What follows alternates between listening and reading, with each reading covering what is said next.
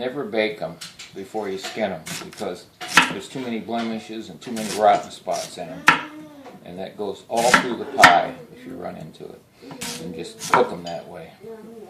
Bake them in the oven without peeling them. These new potatoes are not good. Stringy. Don't forget, they're all genetically modified now, so they're not like they were 100 years ago. They're not sweet, so you have to add sugar to them. Just because they call them sweet potatoes doesn't mean they're sweet. They're not even as sweet as a carrot.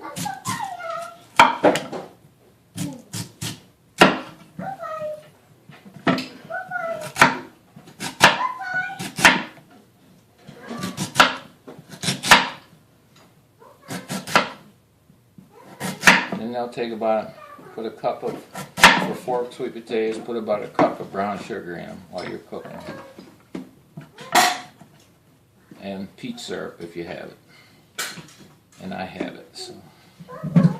It comes in a cone, a hard cone, and just throw it in there. You've seen them, haven't you? That's good enough right there.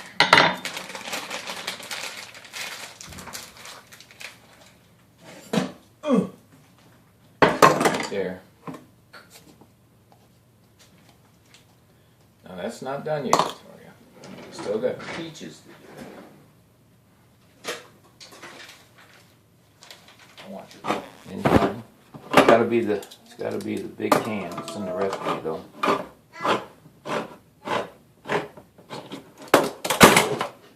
Get the juice out of them because they're real juicy.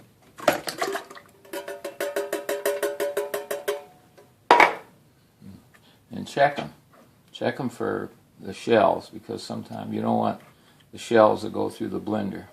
There's one right there. If it goes through the blender, you'll have chunks in your pie.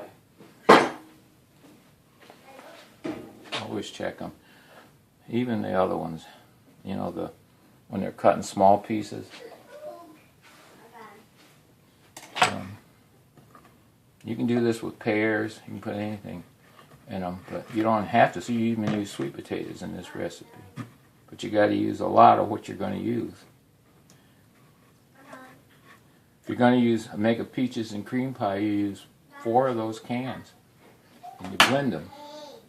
And you don't have to use as much sugar, but sugar to taste, you know. So now this will go in the blender. The peaches. We won't use them right now. Put them in the pie mix when we mix the pie. So these will sit.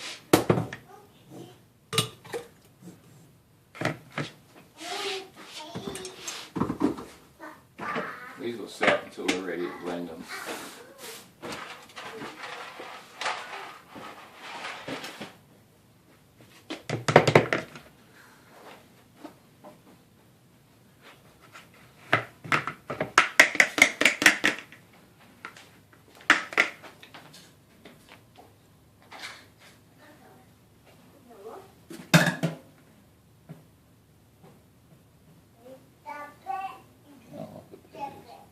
Looks like it's a piece of a sponge, maybe.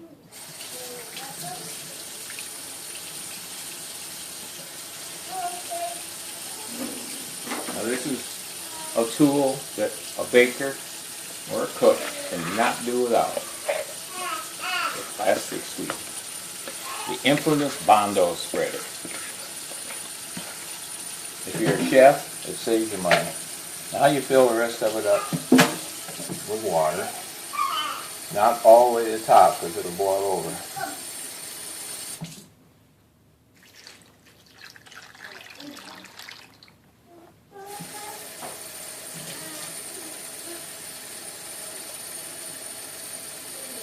And you can use tap water or your bottled water.